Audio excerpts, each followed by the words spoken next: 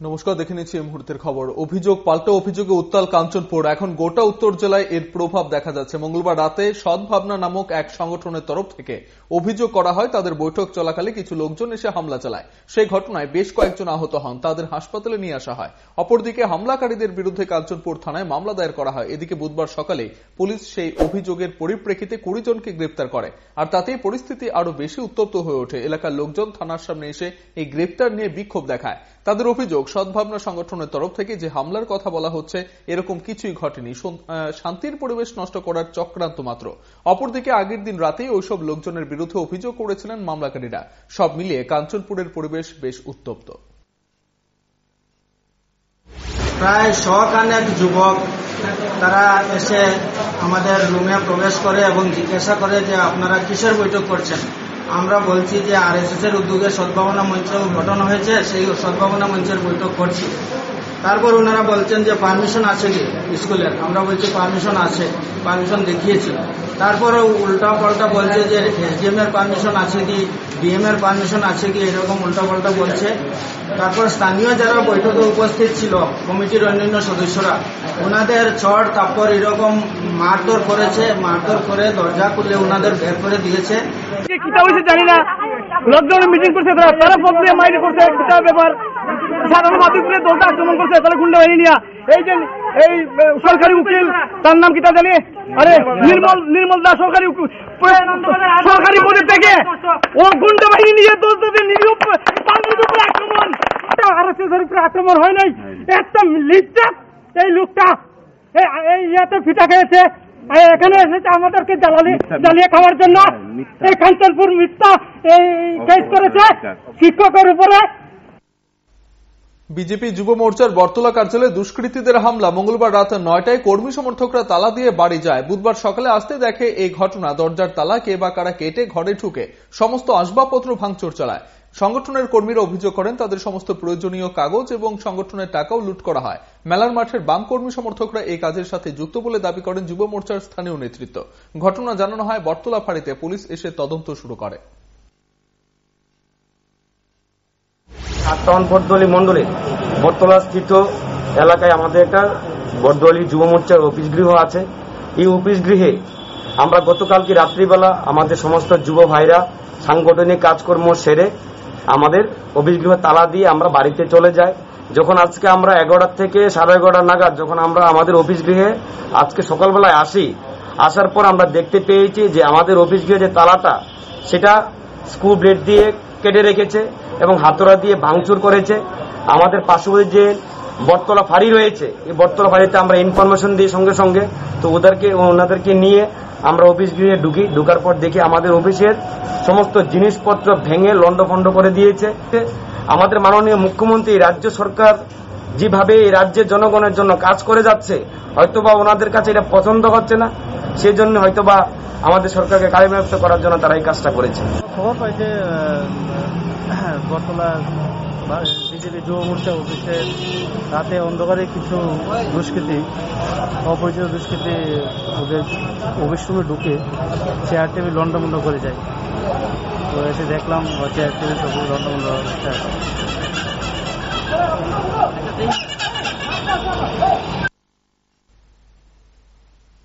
ADC নির্বাচন যত এগিয়ে আসছে রাজনৈতিক হিংসাত্মক কার্যকলাপও বেড়ে চলেছে। গত কয়েকদিনে অমরপুরের তৈদুতে বেশ কিছু ভোটার ধাপে ধাপে বিভিন্ন দল ছেড়ে বিজেপিতে যোগদান করেন।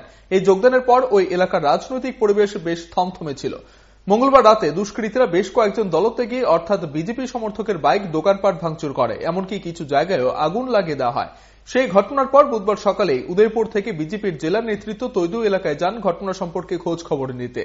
তবে তাদের তরফ থেকে এখনো এই ঘটনার সাথে জড়িত কারোর নাম বলা হয়নি।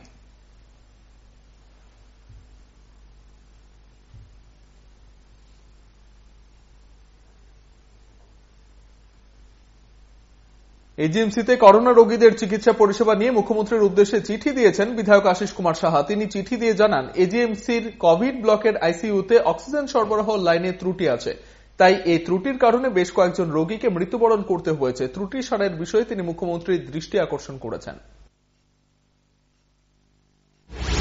অক্সিজেনের যে পাইপলাইন, এই পাইপলাইনে কোথাও ফুটো থাকাতে সেটা যে পরিমাণ অক্সিজেনের প্রয়োজন সেই পরিমাণ অক্সিজেন সাপ্লাই বা সরবরাহ করা সম্ভব হয়নি। তো এই ধরনের ত্রুটিজনিত কারণে তাদেরকে মৃত্যুবরণ করতে হয়েছে। এই করোনাকালে যেন মানুষ আমাদের এই মেজর হাসপাতাল যেটা এজিএমসি, এই হাসপাতাল থেকে যেন মানুষ পরিষেবা পেতে পারে, তার জন্য দৃষ্টিদানে আমি অনুরোধ জানিয়েছি। মা বাবার অস্বাভাবিক মৃত্যুর পর ছেলেরও মৃত্যু হয়েছে অস্বাভাবিকভাবে। মৃতের নাম রাজু নমো, তার বয়স হয়েছিল 29 বছর। মধুপুর থানাধীন কোয়ারঢেপা এলাকায় তার বাড়ি। মঙ্গলবার রাতে তার ঝুলন্ত মৃতদেহ উদ্ধার করা হয়। ঘটনাটি আত্মহত্যা নাকি অন্য কিছু তা তদন্ত করলে বেরিয়ে আসতে পারে।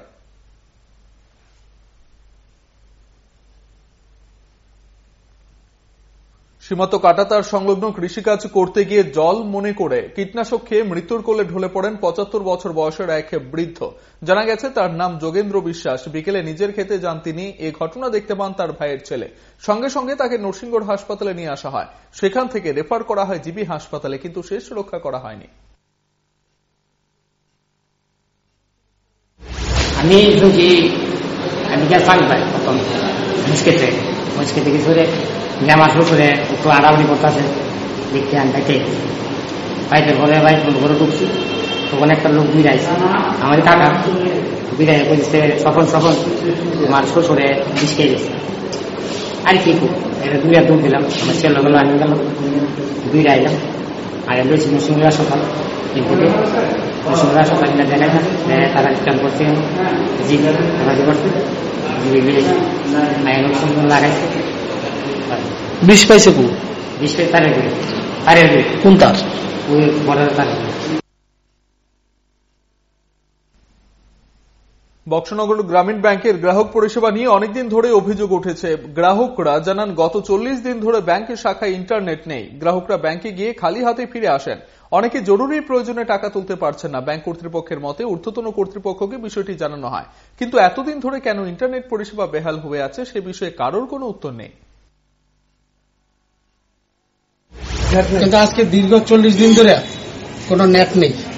তারা বিভিন্ন মানুষের হয়রানি করতে আসে। আমরা স্যার রহিমপুর, পুঠিয়া, কলমচুরা বিভিন্ন এলাকা থেকে আসি, অনেক টাকা অটোওয়ালারে দিয়ে। অটোওয়ালা একজন আসলো 40 টাকা নেয়, দুইজন আসলো কয় 100 টাকা লাগবে। এইভাবে রিজার্ভ গাড়ি দিয়ে আসার পরে আমরা আজকে 40 দিন ধরে কোনো লেনদেনে টাকা উঠানোর জন্য আসলে টাকা কয় কি নেট নেই। এইভাবে আর কতদিন চলবে? এই জন্য খুব রাগে আমি বলছিলাম যে আপনারা দরকার হলে ব্যাংক বন্ধ করে দেন। হ্যাঁ, একটা ফোন আছে, আপনার আগরতলা ফোন করেন। ফোন করলাম কিন্তু রিং করে ধরে না। বামুটিয়া ব্লকের অন্তর্গত খলাবাড়ি অঙ্গনওয়াড়ি কেন্দ্রটি বিভিন্ন সমস্যায় জর্জরিত। করোনা পরিস্থিতিতে শিশুরা না এলেও সমস্যাগুলো কিন্তু সারাইয়ের কোনো ব্যবস্থা গ্রহণ করা হচ্ছে না। পানীয় জলের জন্য প্রতিবেশীদের টিউবওয়েলের জলের উপর নির্ভর করতে হচ্ছে। প্রাকৃতিক কাজের কোনো নির্দিষ্ট জায়গা নেই। কয়েক বছর আগে নির্মাণ করা হলেও তা এখন ব্যবহারের অযোগ্য হয়ে রয়েছে। সংশ্লিষ্ট দপ্তর যেন এদিকে নজর দেয় দাবি করছেন শিক্ষক, অভিভাবক সহ প্রতিবেশীরাও। এক্ষুনি পরিকাঠামো দিক দিয়ে আমরা আয়রন মুক্ত একটা জলের ব্যবস্থা, আর ল্যাট্রিনটা তো এক্ষুনি আপাতত টয়লেটটা খারাপ একদম। আমি পঞ্চায়েতে অ্যাপ্লিকেশন দিচ্ছি, পঞ্চায়েতে হয়েছে না, এটা একদম নষ্ট এখানে রয়ে গেছে। এখানে বিশেষ করে টয়লেট আর একটা আর জল আয়রন মুক্ত একটা জলের একটা ব্যবস্থা করলে মানে ভালো হয় আর কি। আমার এলাকাতে 2টা অঙ্গনওয়াড়ি কেন্দ্র আছে। বিশেষ করে এখানে তো আপনারা দেখতে পাচ্ছেন খলাবাড়ি। এখানে আমাদের যে মূল সমস্যা হচ্ছে পানীয় জলের সমস্যা, বিভিন্ন পরিকাঠামোর অভাব। এখানে পরিকাঠামো সহ পানীয় জল, বিশেষ করে বাচ্চারা এখানে আসে, পরিশ্রুত পানীয় জল ছাড়া এই ছোট ছোট বাচ্চারা আর গর্ভবতী মায়েদের খানার ব্যবস্থা করা হচ্ছে। যেখানে প্রধানমন্ত্রী স্বচ্ছ ভারতের কথা বলছে যে স্বচ্ছ ভারত হতে হবে, পানীয় জলের ব্যবস্থা করতে হবে। মানে আমাদের এলাকার বিধায়কের কাছে আমাদের আবেদন যে আমাদের এই অঙ্গনওয়াড়ি কেন্দ্রগুলির দিকে দৃষ্টি দিয়ে ওই বিলম্বে এখানে পরিশ্রুত পানীয় জল পাশাপাশি এর রক্ষণাবেক্ষণ, এর উন্নয়নের ব্যবস্থা করা। গত 4-5 মাস ধরে কাকরাবন মির্জা তুলামোড়া যাওয়ার রাস্তাটি বেহাল হয়ে আছে। রাস্তা সারাইয়ের জন্য পঞ্চায়েত থেকে এলাকার বিধায়ককে জানানো হয়, কিন্তু তারপরেও সারাই করা হয়নি। স্থানীয়রা জানান রাস্তার বেহাল দশার কারণে যানবাহনে যাতায়াত করাও খুবই কষ্টকর। সবাই তো দেখতেছে এবং প্রয়োজন মতো পদক্ষেপ তারা নিতে। রাস্তাটা কোন জায়গায় যায়? কাকরাবন্ত তুলামোড়। কতদিন যাবত? আজকে 4-5 মাস ধরে একটু বেশি খারাপ আর দপ্তর তো দেখাশোনা করছে। কি বলেছে দপ্তর? সময় মতো স্ক্রিজ, চিপস, ইট এগুলি দিচ্ছে। তারপর তারা রাস্তায় কোন দিক দিয়ে জল টল জমে গেলে এদিকে জল টল পরিষ্কার তারা করে দেয়। আপনাদের এখন দাবি কি? এটা ঠিক হয়ে গেলে, আমাদের রাস্তাটা ঠিক হয়ে গেলে আমাদের আর কোনো দাবি নেই। স্বাধীনতা দিবসকে সামনে রেখে সর্বত্র কড়া নিরাপত্তা ব্যবস্থা কার্যকর করা হয়েছে। আগরতলার এমবিবি বিমানবন্দরেও নিরাপত্তা ব্যবস্থা আগের তুলনায় আরো বেশি কঠোর করা হয়েছে। প্রতিদিন বিমানবন্দর চত্বরে নিয়মিত তল্লাশি চালানো হচ্ছে। বিমানবন্দর কর্তৃপক্ষ জানিয়েছে যে সিআইএসএফ এর জওয়ানরা নিরাপত্তার বিষয়টি গুরুত্ব সহকারে দেখছেন। আগামী 25 আগস্ট পর্যন্ত তারা এই কড়া নিরাপত্তা ব্যবস্থা কার্যকর রাখবে। अभी 15 अगस्त आ रहा है, इसमें हम लोग का सिक्योरिटी बहुत अच्छे तरह से ब्रीफ अप कर रहा है, क्योंकि ये एयरपोर्ट जो हाइपर सेंसिटिव में आता है, तो इसी कारण डेली रेगुलर बेसिस में डॉग स्क्वाड, बीडीडीएस टीम हमारा सीआईएसएफ का बहुत अच्छा काम कर रहा है। डेली वो हर सामान और हर आदमी का नज़र रखते हुए अच्छा से चेक कर रहा है। और इवन हम लोग एंट्री गेट में नाका लगा दिया, उसके बाद भी व्हीकल यहाँ पे लेन जो है उसे भी नाका एक लगा दिया, उसमें कोई गाड़ी घुसने नहीं दे रहा। और हमारा सिक्योरिटी जो है बहुत सीआईएसएफ जो है बहुत अच्छा काम कर रहा है। স্বাধীনতা দিবস উপলক্ষে শান্তিরবাজার রেল স্টেশন, হাসপাতাল, মোটর স্ট্যান্ড সহ বিভিন্ন এলাকায় নিরাপত্তাজনিত বিষয়গুলো খতিয়ে দেখে আরক্ষা দপ্তরের কর্মীরা, শান্তিরবাজার পুলিশ এবং বোম স্কোয়াডের কর্মীরা অভিযানে নামেন। স্বাধীনতা দিবসকে কেন্দ্র করে যেন কোনো অপ্রীতিকর ঘটনা সংঘটিত না হয় সেদিকে লক্ষ্য রেখে এই অভিযান বলে জানানো হয়।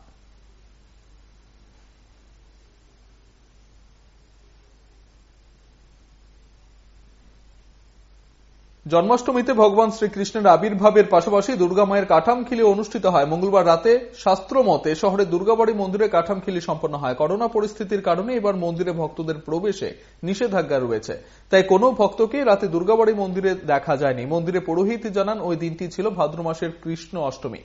এই তিথিতে দুর্গা মায়ের কাঠামো তৈরি করা হয়, তারপর থেকে মায়ের প্রতিমা তৈরি।